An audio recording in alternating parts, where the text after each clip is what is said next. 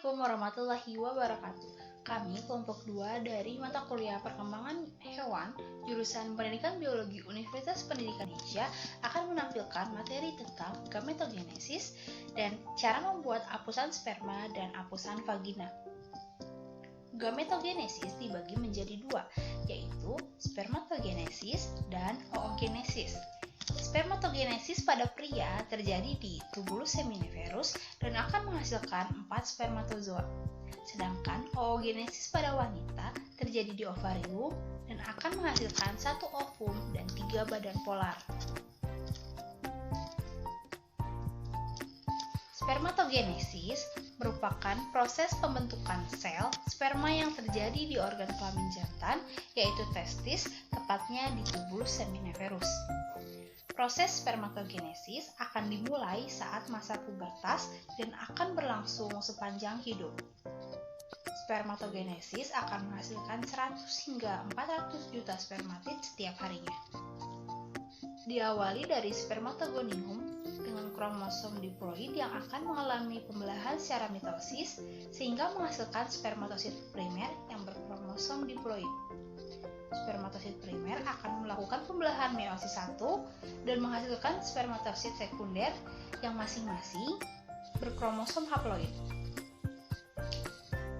Masing-masing spermatosit sekunder akan mengalami pembelahan meiosis 2 dan menghasilkan masing-masing 2 spermatid yang berkromosom haploid.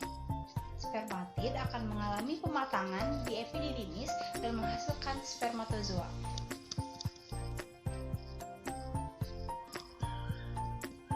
Struktur sperma.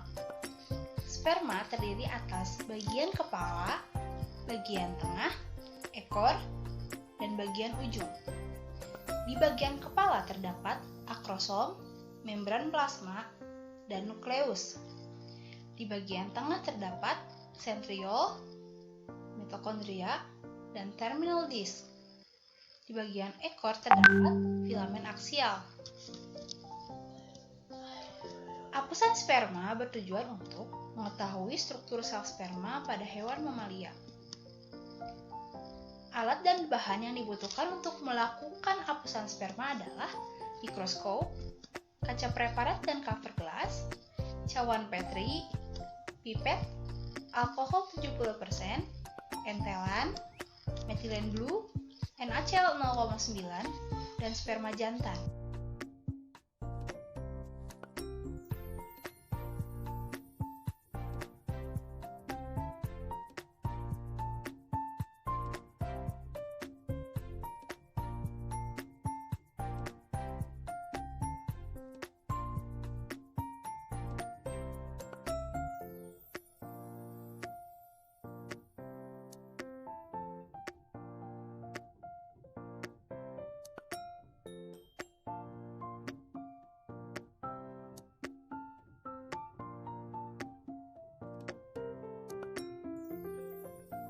Hasil pengamatan dari apusan sperma yang menunjukkan struktur sperma. Dapat disimpulkan bahwa sel sperma manusia terbagi menjadi 3 bagian, kepala, leher, dan ekor. Oogenesis. Oogenesis merupakan proses pembentukan ovum atau sel telur. Peristiwa ini terjadi di dalam ovarium. Oogenesis dimulai sejak organogenesis dan akan terhenti ketika individu dilahirkan. Lalu dilanjut saat masa pubertas dan akan berhenti ketika masa menopause. Dimulai ketika oogonium yang berkromosom diploid mengalami pembelahan mitosis dan menghasilkan oosit primer dengan kromosom diploid. Oosit primer kemudian melakukan pembelahan meiosis menghasilkan 1 badan polar berkromosom haploid dan 1 oosit sekunder berkromosom diploid. Apabila oosit sekunder mengalami fertilisasi, maka ia akan melanjutkan pembelahan meiosis kedua untuk membentuk 1 ootid dan 1 badan polar. Ootid kemudian akan berkembang menjadi ovum. Apusan vagina. Apusan vagina memiliki tujuan untuk mengetahui siklus estrus pada mencit. Ada beberapa bagian dari siklus estrus. Yang pertama ada proestrus, estrus, metaestrus, dan diestrus.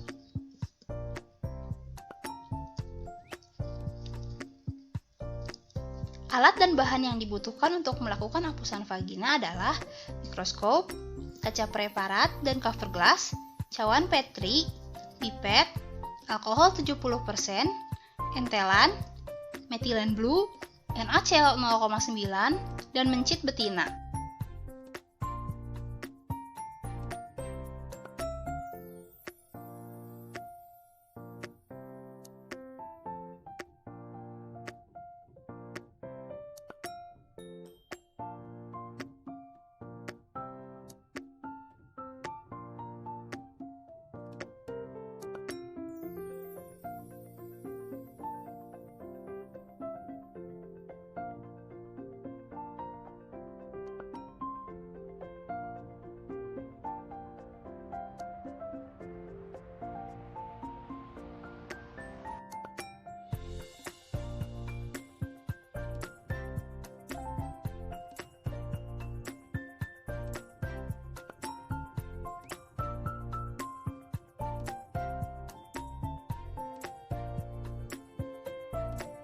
Berikut merupakan hasil pengamatan dari hapusan vagina.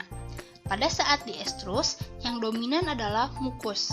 Pada saat estrus, yang dominan adalah cornified. Pada saat proestrus, yang dominan adalah epitel. Dan pada saat metaestrus, yang dominan adalah leukosit. Fase proestrus. Fase ini merupakan fase persiapan dan biasanya berlangsung dalam waktu yang relatif pendek. Pada ovarium terlihat pertumbuhan folikel sampai pada ukuran maksimum. Fase estrus. Pada fase ini, betina menunjukkan perilaku siap melakukan kopulasi kepada jantan. Juga terlihat perubahan pemasakan folikel yang siap diovulasikan. Pada fase ini, ditemukan leukosit dalam jumlah yang sangat sedikit. Fase metaestrus.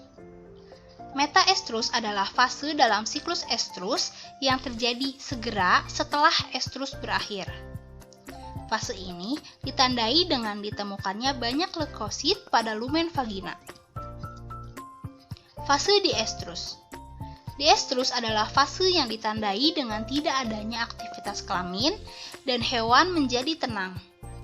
Dalam permulaan fase diestrus, korpus hemoragicum mengkerut karena tumbuh sel kuning yang disebut dengan luteum. Pada fase ini terdapat banyak mukus. Dapat disimpulkan bahwa siklus estrus pada hewan betina terdiri dari tahap proestrus, estrus, metaestrus, dan diestrus.